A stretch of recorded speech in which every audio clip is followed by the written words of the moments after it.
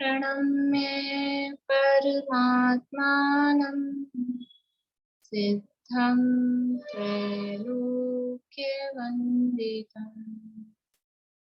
स्वाभाविक चिदानन्द स्वरूपं निर्मलाव्ययम् शुद्धजीवादिद्रव्याणां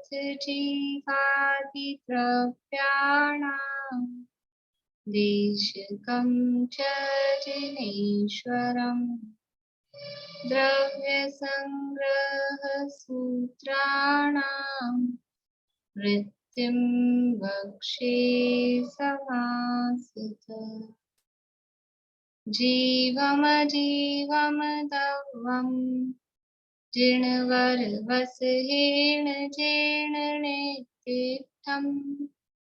देविन्दविन्दवन्दम् वन्दे तं सर्वदा शिरसा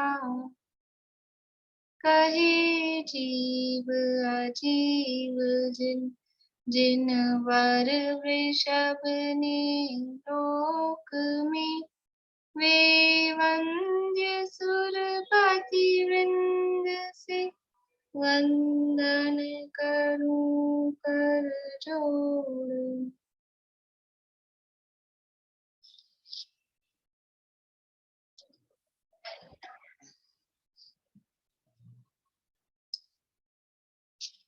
द्रव्य संग्रह के अंतर्गत अपनी चर्चा चल रही है मोक्षमार्ग अधिकार की और ध्यान करने की प्रेरणा दी और ध्याता पुरुष का लक्षण यहाँ पर बताया गया है। और इसके बाद में अब किसका ध्यान करना, पहले ध्यान की प्रेरणा दी है, फिर ध्यान करने वाला कैसा होना चाहिए वो बताया है, और फिर किसका ध्यान करना है वो ध्यान का विषय वो भी आगे बताएंगे।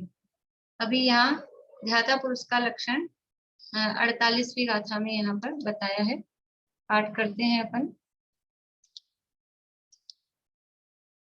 मामोज्जह मारज्जह मादुसह इट्टनिट्टयट्टेषु स्थिरमिच्छहि जयि चित्तम् विचित्तझाणपसेद्धि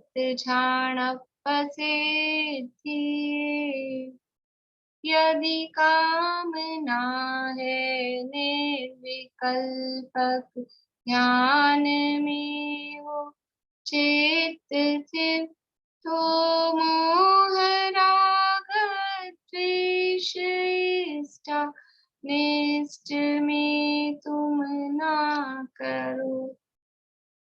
यदि तुम विचित्र अर्थात अनेक प्रकार के अथवा विचित्र अर्थात विकल्प जाल रहित ध्यान की सिद्धि के लिए चित्त को स्थिर करना चाहते हो तो इष्ट और अनिष्ट इंद्रिय विषयों में मोह राग और द्वेष न करो।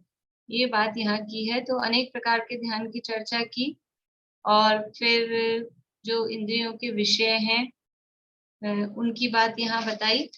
अब ये राग और द्वेष मत करो तो मोह राग द्वेष का स्वरूप बताया।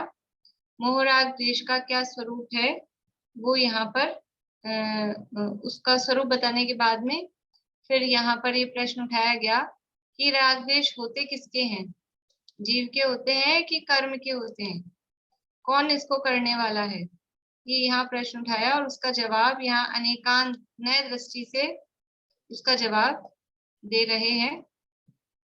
यहाँ शिष्य पूछता है कि राग द्वेष आदि कर्म जनित है अथवा जीव जनित है, तो उसका उत्तर क्या दिया। सबसे पहले स्त्री और पुरुष इन दोनों के संयोग से उत्पन्न हुए पुत्र की भांति और चूने और हल्दी के मिश्रण से उत्पन्न हुए वर्ण विशेष की भांति राग द्वेष आदि जीव और कर्म इन दोनों के संयोग जनित हैं। पहला जवाब दिया कि दोनों के संयोग से हुए, ना अकेले जीव के हैं ना अकेला कर्म के हैं, दोनों के संयोग से हैं। और उसके लिए उदाहरण क्या दिया कि जैसे पुत्र जन्म लेता है तो स्त्री और पुरुष दोनों के संयोग से होता है। वो जो लाल रंग दिखाई देता है वर्ण विशेष, वो हल्दी और चूना दोनों मिलता है तो वो एक अलग सा कलर बनता है। अकेले हल्दी से भी नहीं, अकेले चूने से भी नहीं, दोनों के संयोग से होता है। लेकिन ये एक जवाब हुआ। फिर यहाँ नए की अपेक्षा लगाई कि नए विवक्षा से देखा जाए तो विवक्षित एक देश शुद्ध निश्चय नए से, विवक्षित मतलब जो यहाँ पर अप्लाई हो रहा है वो विवक्षित है, उस एक देश शुद्ध निश्चय नए से राग द्वेष कर्म जनित कहलाते हैं। यानी निश्चय नए से देखा जाए तो राग द्वेष कर्म जनित है, और अशुद्ध निश्चय नए से अर्थात व्यवहार से वो राग द्वेष जीव जनित है। यह अशुद्ध निश्चय नए शुद्ध निश्चय नए की अपेक्षा व्यवहार ही है, मतलब ये व्यवहार से जीव के हैं, निश्चय से कर्म जनित है। फिर यहाँ प्रश्न उठाया कि साक्षात शुद्ध निश्चय नए से राग द्वेष किसके हैं, ऐसा हम पूछते हैं। तो साक्षात शुद्ध निश्चय नए से स्त्री और पुरुष के संयोग रहित पुत्र की भांति, यानी संयोग होता ही नहीं है, चूना और हल्दी के संयोग रहित रंग विशेष की भांति उन राग द्वेष की उत्पत्ति ही नहीं है, तो कैसे उत्तर दें। यानी शुद्ध निश्चय नए से राग द्वेष है ही नहीं, क्योंकि शुद्ध निश्चय, राग द्वेष तो है अशुद्धता, और शुद्ध निश्चय नए क्या कहता है, सव्वे शुद्धा वो शुद्ध नया, वो शुद्धता को ही देखता है, उसकी दृष्टि में अशुद्धता दिखाई ही नहीं देती है। इसके लिए कल अपन ने समय सार की गाथाएं देखी थी, और वहां क्या प्रकरण आया था, वहां ये सिद्ध किया था कि जीव का परिणाम का कर्ता जीव है और पुद्गल के परिणाम का कर्ता जीव है। पुद्गल के परिणाम का कर्ता जीव नहीं है, जीव के परिणाम का कर्ता पुद्गल नहीं है। दोनों में निमित्त नैमित्तिक संबंध भले ही हो, लेकिन दोनों एक दूसरे के कर्ता हूं ऐसा नहीं है। देखिए ये गाथाएं अपन ने कल देखी थी कि इस जीव के रागादि पुद्गल कर्म में भी हो यदि, तो जीववत जड़ कर्म भी रागादि में हो जाएंगे। यदि कर्म में राग होने लगे तो वो कर्म भी रागादि रूप हो जाएगा। परंतु किंतु जब जड़ कर्म बिन ही जीव के रागादि हो, तब कर्म जड़ पुद्गलमयी रागादिमय कैसे बने। लेकिन जो जीव के रागादि हो रहे हैं, ये जीव का क्षणिक उपादान ऐसा है, उसका विभाव स्वभाव है ये रागादि होने का। यदि जीव में ये विभाव स्वभाव नहीं होता तो हो नहीं सकते थे। इसलिए कर्म के कारण हो रहे हैं या कर्म करा रहा है ऐसा नहीं है, जड़ कर्म के बिना ही जीव में स्वयं के उपादानगत योग्यता से वो रागादि होते हैं। तो किंतु जब जड़ कर्म बिन ही जीव के रागादि हो, तब कर्म जड़ पुद्गलमयी रागादिमय कैसे बने।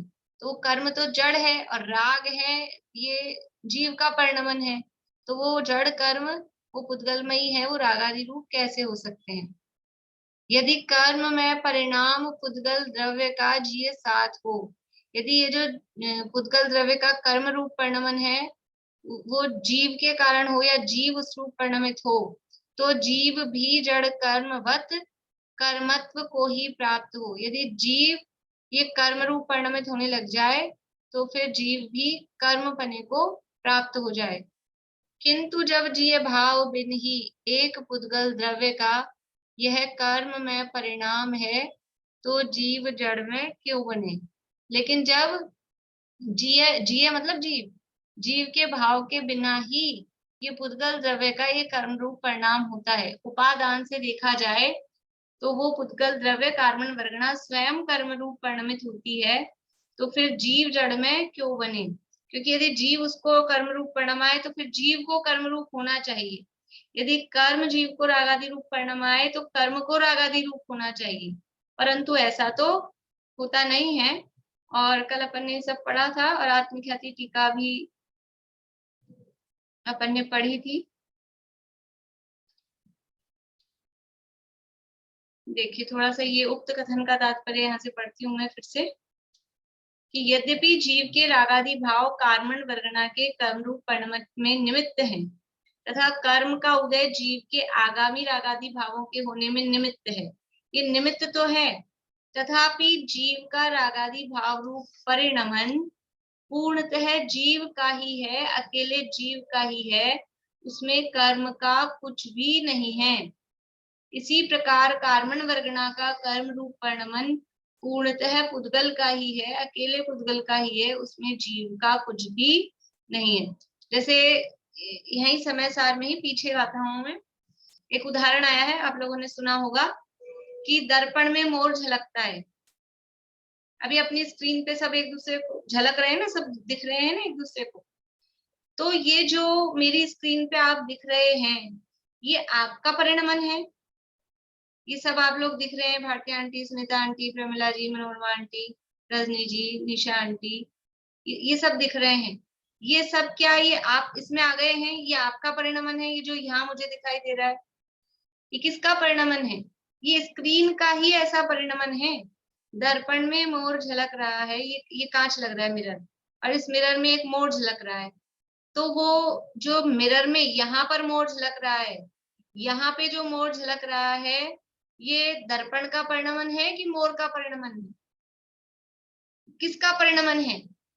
ये मोर तो अपनी जगह वही है। ये जो दर्पण में यहाँ जो दिख रहा है, ये तो इस दर्पण का ही परिणमन है। ऐसे ही ये रागादि भाव कहाँ, मतलब ये मोर इसमें झलक रहा है, वो बाहर वाला मोर इसमें निमित्त है। इस दर्पण में जो मोर की आकृति बनी है, इस दर्पण में जो ये मोर की आकृति बनी है, तो बाहर एक मोर है, वो इसमें मोर की आकृति बनने में निमित्त तो है। लेकिन यहाँ जो मोर की आकृति बनी है, वो पूर्णतः किसकी है?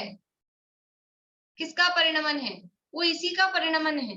उसमें उस बाहर वाले का कुछ भी नहीं है। यदि उसका कुछ हो तो ये दर्पण की जगह इसको जीव, दर्पण तो अचेतन है और मोर चेतन है, तो इसको जीव हो जाना चाहिए था, मोर बन जाना चाहिए था। लेकिन ऐसा नहीं है। ऐसे ही जो जीव के मोहरादेश परिणाम हो रहे हैं, उसमें कर्म का उदय निमित्त है, वो निमित्त है। लेकिन ये जो मोहरादेश रूप परिणमन हो रहा है, ये पूर्णतः जीव का ही परिणमन है। बोलिए भारती। नहीं, मैं कह रही हूँ जो दर्पण में झलक रहा है, लेकिन वो दर्पण के सामने तो आना चाहिए ना, तभी ना झलकेगा। हाँ, सामने तो है ही, सामने है तभी झलक रहा है। मतलब दर्पण में भी वो तभी परिणमेगा जब वो सामने रहेगा। बोला ना कि वो निमित्त तो है। दर्पण में मोर जैसी आकृति बनने में बाहर एक मोर, वो निमित्त है। लेकिन निमित्त तो है, पर यहाँ क्या बता रहे हैं कि ये दर्पण में जो मोर की आकृति बनी है, वो किसकी अवस्था है, वो किसकी पर्याय है, वो किसका परिणमन है? उस बाहर वाले मोर का है कि अंदर दर्पण का खुद का ही है? ये यहाँ स्क्रीन पे आप सब दिख रहे हो, तो आप अगर एब्सेंट होते हो तो दिखते हो क्या? स्क्रीन का परिणमन है और आप एब्सेंट हो, तो फिर दिखना चाहिए आपका नाम, कि तब नहीं दिखेगा? आपको होना चाहिए। आप यहाँ होंगे तो स्क्रीन पे दिखेंगे, लेकिन ये जो स्क्रीन पे आप दिख रहे हो, ये आप नहीं हो, ये स्क्रीन का ही परिणमन है। ऐसे ही दर्पण में वो जो मोर दिख रहा है, वो परिणमन पूरी तरह मोर दर्पण का ही है। ऐसे ही कर्म का उदय जीव के रागादि भाव में निमित्त है, सामने कर्म का उदय है। लेकिन ये जो रागादि भाव हो रहे हैं, ये पूर्ण रूप से जीव का ही परिणमन है। उसमें ढूंढने जाएंगे, वो दर्पण वाले मोर में को जब ढूंढेंगे, तो उसमें निकलेगा क्या? उसमें चेतनता कहीं नहीं मिलेगी, उसमें वो दर्पण के टुकड़े वही मिलेंगे। जो मोह राग द्वेष में ढूंढेंगे, तो वो चैतन्य का परिणमन ही उसमें दिखाई देगा, ऐसा यहाँ कह रहे हैं। और ये जो कार्मण वर्गणा का कर्म रूप परिणमन हुआ, कार्मण वर्गणा थी उद्गल, वो कर्म रूप परिणमित हुई, उसमें जीव के मोहराग द्वेष भाव निमित्त हुए। तो अब ये जो कार्मण वर्गणा कर्म रूप परिणमित हुई, इसमें थोड़ा बहुत भी जीव है क्या? जीव के भाव निमित्त हुए, तो उसमें हम ढूंढे जाकर कि थोड़ा सा ज्ञान दर्शन उसमें मिल जाए, जीव का कोई गुण मिल जाए, वो नहीं मिलेगा।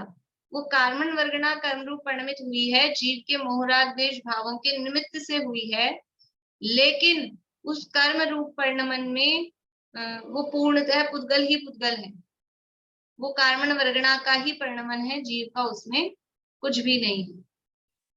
ऐसा मतलब ये दोनों पक्ष हमको ध्यान में रखने पड़ेंगे। इसलिए ये अनेकांत दृष्टि से यहाँ ये बात बताई है कि राग द्वेष का कर्ता जीव है कि कर्म है। तो निमित्त की तरफ से देखेंगे तो कर्म को कर्ता कहा जाएगा, उपादान की तरफ से देखेंगे तो जीव को कर्ता कहा जाएगा, और प्रयोजन की तरफ से देखेंगे हमें उस राग द्वेष से छूटना है, तो प्रयोजन की तरफ से देखेंगे तो जीव उसका कर्ता नहीं है। प्रयोजन अपेक्षा भी ऐसा कहा जाएगा, और कभी किसी प्रयोजन अपेक्षा दोनों इसके कर्ता हैं, क्योंकि दोनों होने चाहिए। तो अलग अलग अपेक्षाओं से कथन किए जाते हैं। अपेक्षा समझनी पड़ेगी, प्रयोजन समझना पड़ेगा, तब समझ में आएगी बात। मैं 2 मिनट टाइम ले सकती हूँ जरा सा। मैं एक्चुअली मैं जो समझ रही थी, मैं ठीक से एक्सप्लेन नहीं कर पाती हूँ।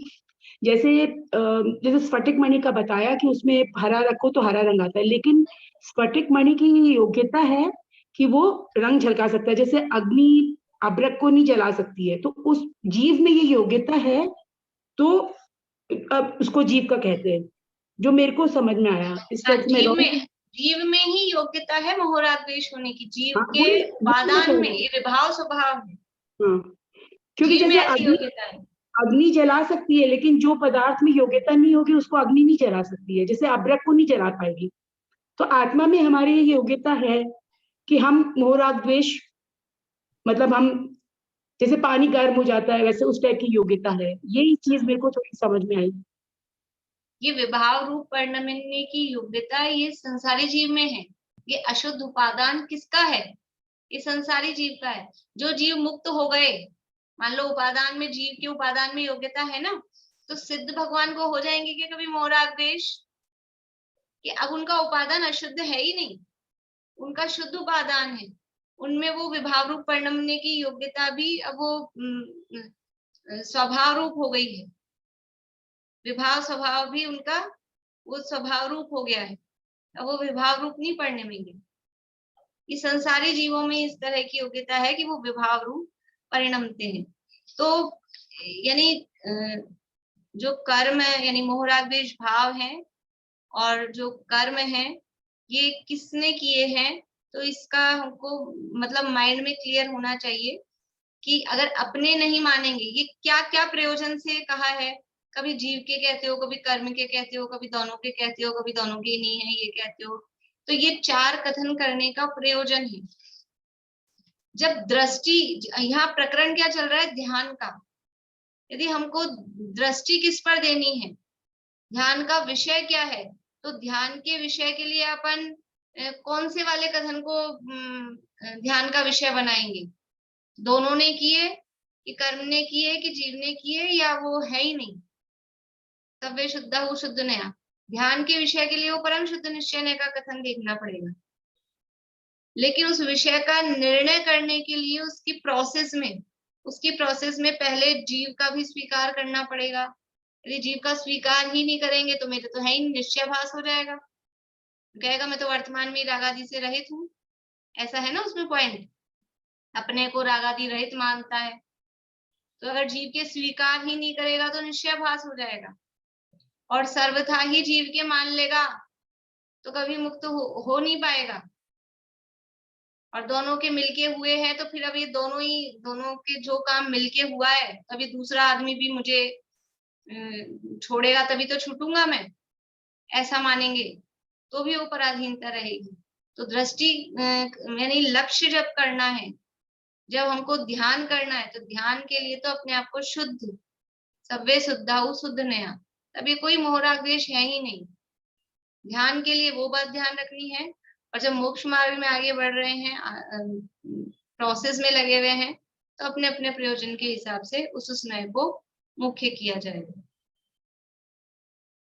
तो यहाँ ये अपन ने पढ़ तो लिया था, एक थोड़ा सा और इसमें से पढ़ना था अपने को। आत्मख्याति का भी कल अपन ने पढ़ लिया था, एक बार फिर से पढ़ के फिर आगे का जो एक पैराग्राफ और पढ़ना है वो पढ़ देते हैं।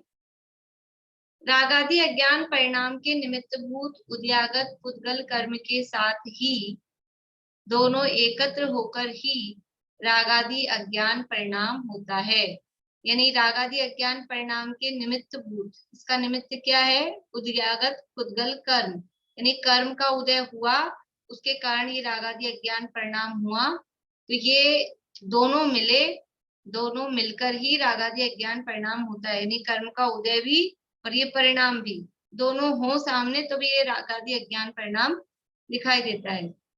यदि ऐसा तर्क उपस्थित किया जाए तो जिस प्रकार मिले हुए चूना और हल्दी का लाल परिणाम होता है, उसी प्रकार जीव और पुद्गल कर्म दोनों के रागादि अज्ञान परिणाम की आपत्ति आ जाएगी।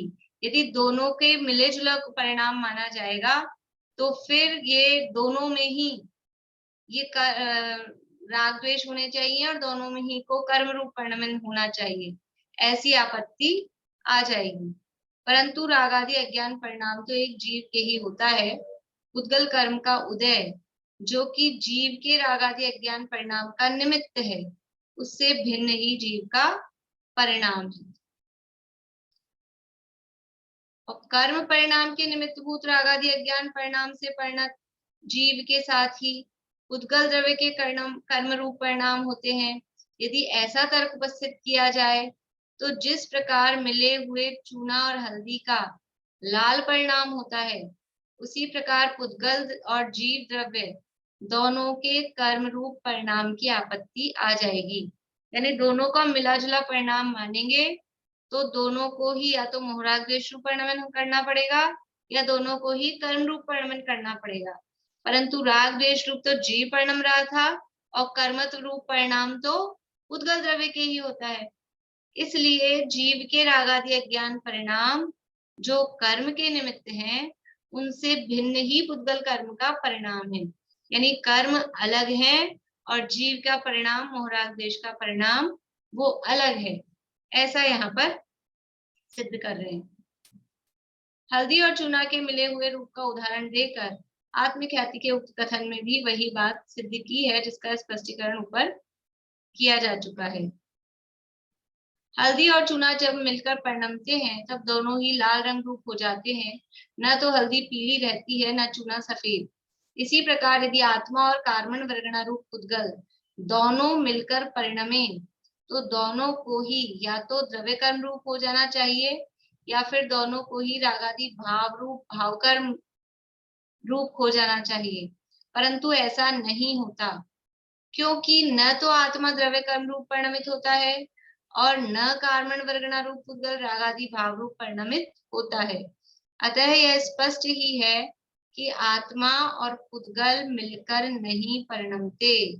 आत्मा के रागादि रूप परिणमने में पुद्गल कर्म का उदय निमित्त है और पुद्गल कर्म के बंधने में आत्मा के रागादि भाव निमित्त हैं।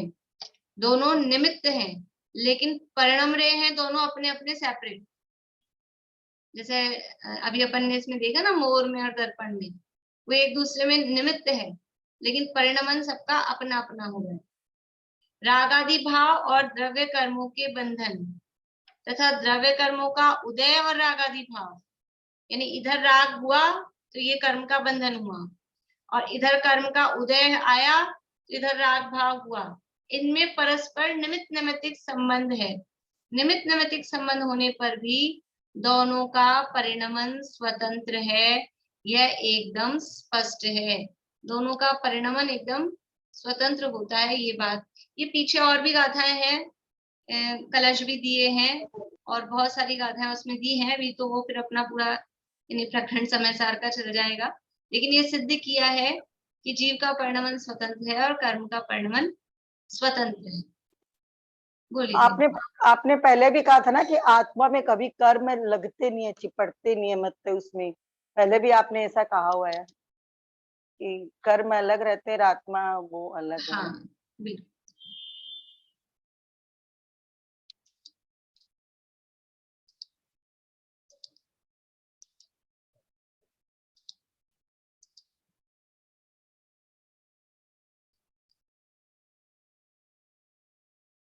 देखिए, आचार्य जयसेन ने भी तात्पर्य वृत्ति में हल्दी और चूना के उदाहरण के माध्यम से ही बात को स्पष्ट करते हैं। तात्पर्य वृत्ति में एक बात विशेष जानने योग्य आई है जो इस प्रकार है। यह जीव अनुपचरित असद्भुत व्यवहार न से द्रव्य कर्मों का करता है और अशुद्ध निश्चय न से रागादि भाव कर्मों का करता है।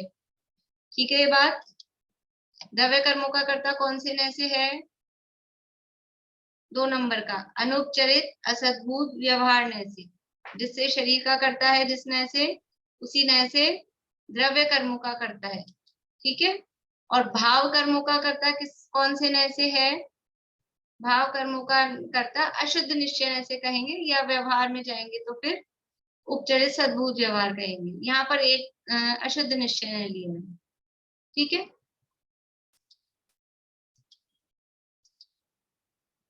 तो अनुपचरित असद्भूत व्यवहार नय से द्रव्य कर्मों का करता है, और अशुद्ध निश्चय नय से रागादि भाव कर्मों का करता है। यद्यपि जीव को द्रव्य कर्मों का कर्ता कहने वाले अनुपचरित असद्भूत व्यवहार नय की अपेक्षा से यह अशुद्ध निश्चय नय नाम पाता है। कि जीव को जो यहाँ ये जो अशुद्ध निश्चय नय कहा है ना, यहाँ व्यवहार क्यों नहीं लिखा इन्होंने? उपचरित सद्भूत व्यवहार ने क्यों नहीं लिखा? क्योंकि यहाँ ऊपर व्यवहार है ना, ऊपर व्यवहार है, द्रव्य कर्मों का कर्ता व्यवहार से है, तो वो व्यवहार के सामने ये निश्चय हो गया, इसलिए इसको अशुद्ध निश्चय ने नाम दिया है। तथापि शुद्धात्म द्रव्य को विषय बनाने वाले शुद्ध निश्चय ने की अपेक्षा वह वस्तुतः व्यवहार ही है। अशुद्ध निश्चय ने से जीव रागादि भावों का करता है, ये निश्चय वर्ड आया है भले ही, लेकिन ये निश्चय न होने पर भी ये वास्तव में आगे वाले निश्चय की अपेक्षा से तो व्यवहार ही है। ये तो अशुद्ध लगा दिया ना, निश्चय के आगे अशुद्ध लगा दिया, इसका मतलब ही है वो व्यवहार हो गया। तो ये यद्यपि ये इसको अशुद्ध निश्चय ने नाम दिया है, तथापि जो शुद्ध निश्चय ने है, जो शुद्धात्मा को विषय बनाता है, उसकी अपेक्षा तो ये व्यवहार ही है। यहाँ ये बात समझ लेनी चाहिए।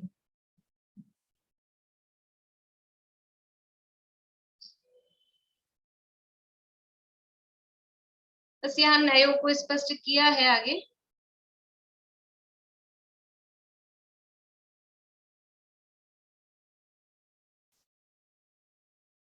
वो नयों को स्पष्ट किया है आगे, तो अपने विषय से अभी ठीक है, ये तो इतना ही।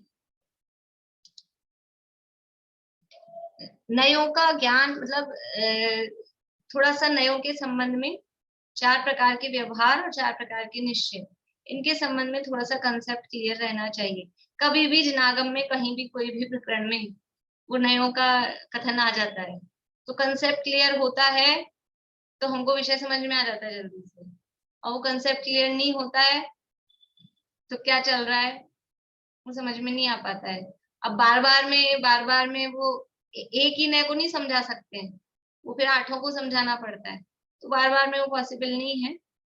तो थोड़ा बहुत भी हमको ये नयों का ज्ञान अवश्य होना चाहिए। जिनवाणी की कथन पद्धति है, जिनवाणी में बार बार में वो नयों का कथन आएगा। जैसे ऐसे होता है ना, इंग्लिश पढ़ने के लिए, समझने के लिए, या संस्कृत पढ़ने सुनने समझने के लिए उसकी बेसिक जो चीजें हैं वो आनी चाहिए।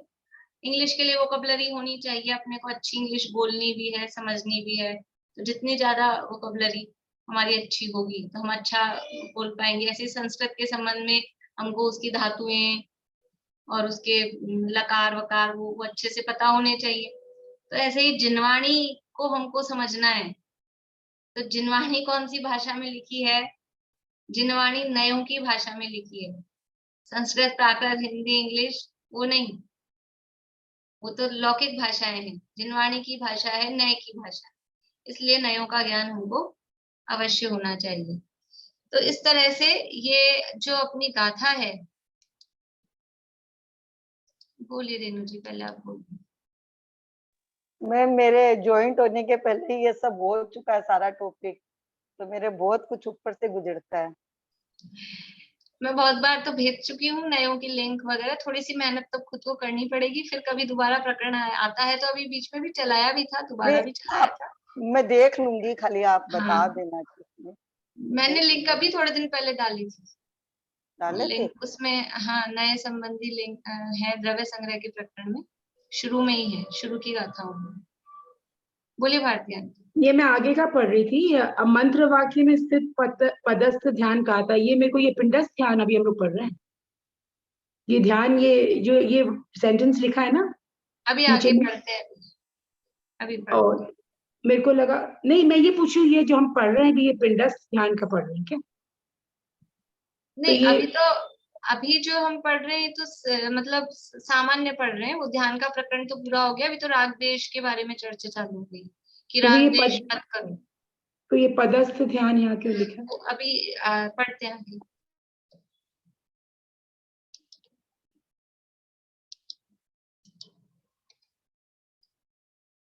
तो इस प्रकार से यहाँ पूछा, अब वो चल क्या रहा था, केस क्या चल रहा था कोर्ट में कि राग द्वेष किसके हैं, जीव जनित हैं कि कर्म जनित हैं।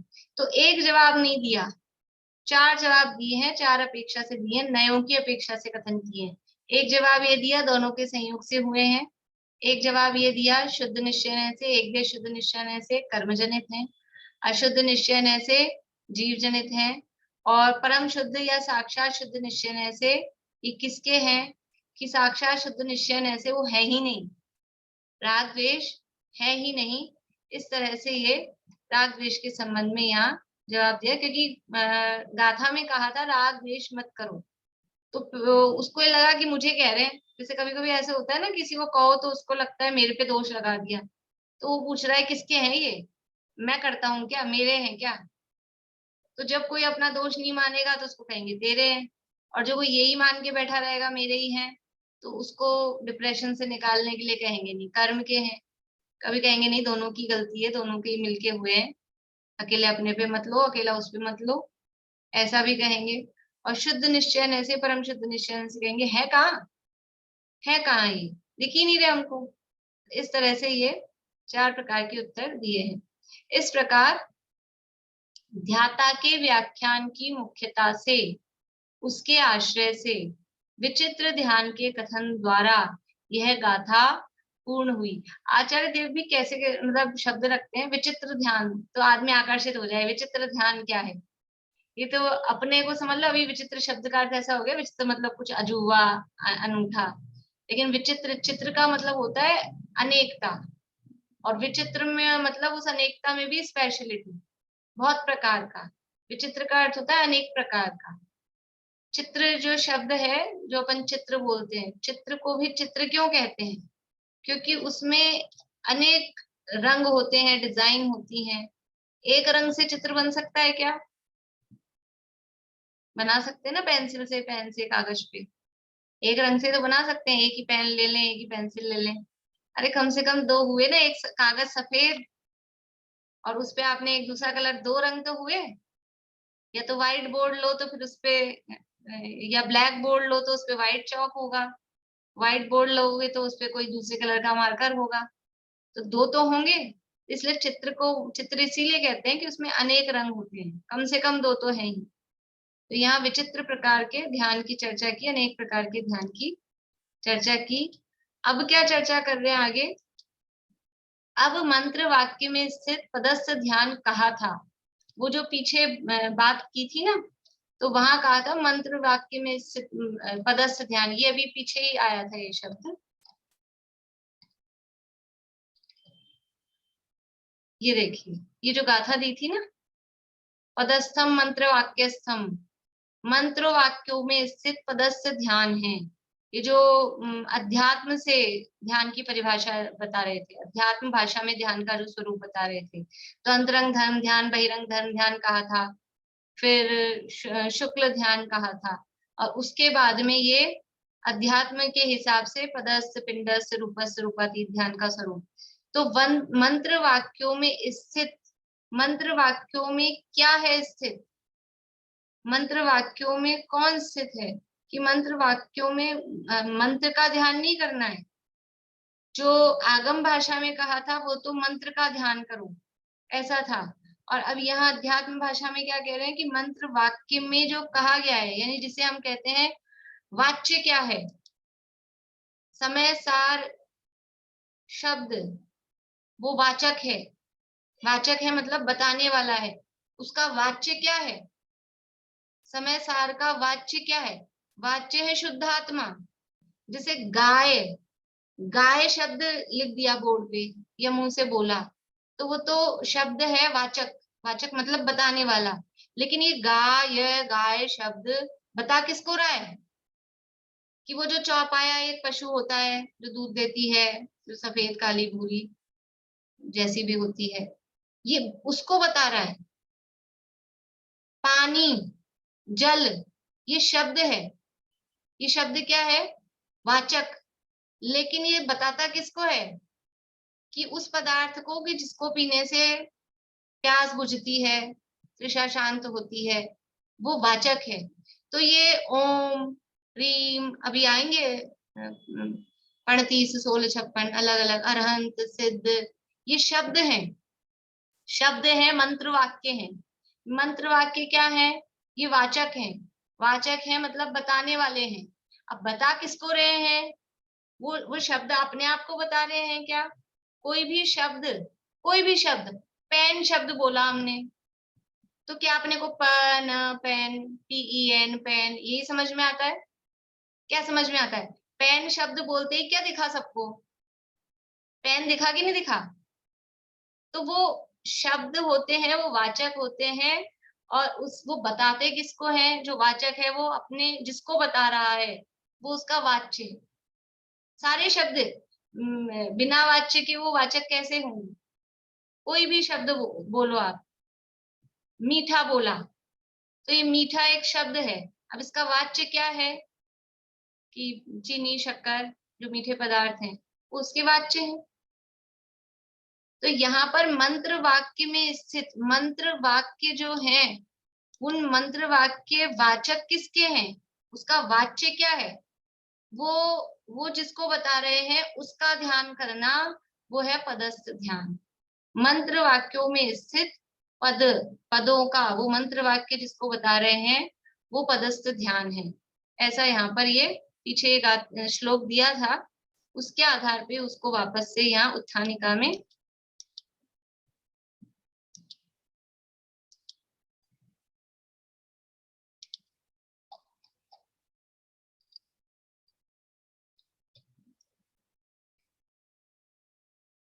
अब मंत्र वाक्य में स्थित पदस्थ ध्यान कहा था, उसका विवरण करते हैं। अब ये जो पदस्थ ध्यान कहा था, तो वो कौन से मंत्र वाक्य हैं? वो मंत्र वाक्य आपको यहाँ पर अब बताएंगे कि किस तरह से उसका ध्यान किया जाए। बोलिए रेणु जी। वही मैम बोल रही थी कि आपने अभी बोला ना मंत्र वाक्य वाचक है, मंत्र वाक्यों में स्थित जो पदस्थ ध्यान है यही मतलब लिखना है। पहले कुछ और शब्द बोले थे आपने।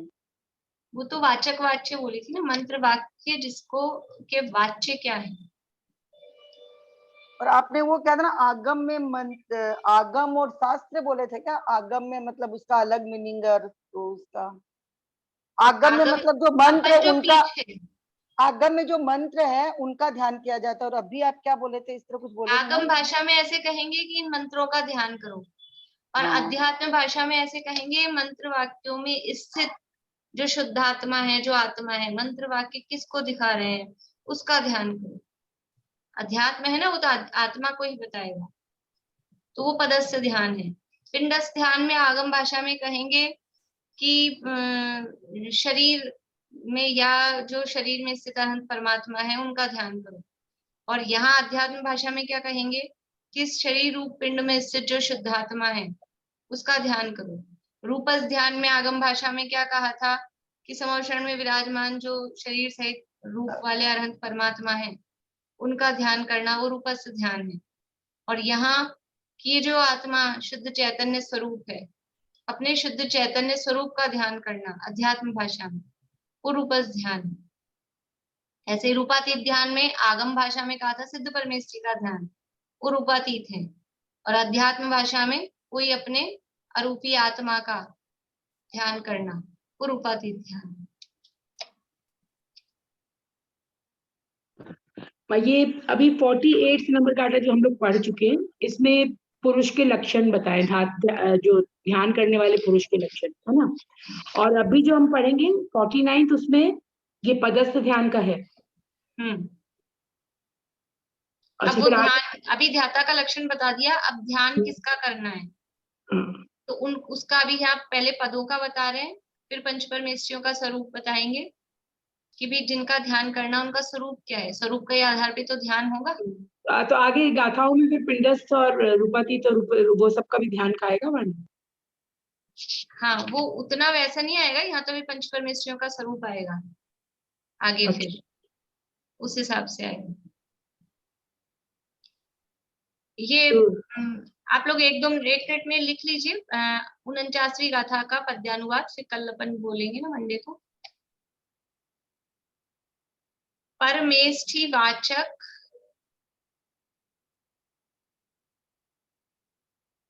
परमेष्ठी वाचक 1 2 6 4। परमेष्ठी वाचक 1 2 6 4 16 5 अर। वैसे मैंने एक दिन भेजा था शायद आप लोगों को इसका स्क्रीनशॉट पद्यानुवाद का, पर वो ध्यान ही नहीं होगा किसी को भी। जिस दिन अपन ने पहले ये वाला लिखा था ना, हाँ, उस दिन मैंने भेजा था। परमेष्ठी वाचक 1 2 6 4 16 5 अर। हो गई लाइन? 5 5 अर, अर अर अर। 35 अक्षर जपो नित। 35 अक्षर जपो नित, अर अन्य गुरु उपदेश से। 35 अक्षर जपो नित, अर अन्य गुरु उपदेश से। अब मैं आज वापस से ये भेज दूंगी, आप लोग उसको स्टार कर लिया करिए। कुछ मैसेज ऐसे होते हैं ना जो बार बार में काम आते हैं, उसको स्टार कर लिया करिए, ताकि फिर या तो लिख लें कॉपी में, या उसी में से देखना है तो फिर उसको स्टार कर लें तो वो जल्दी से मिल जाएंगे। ठीक है, चलिए अभी ये पूरा करते हैं।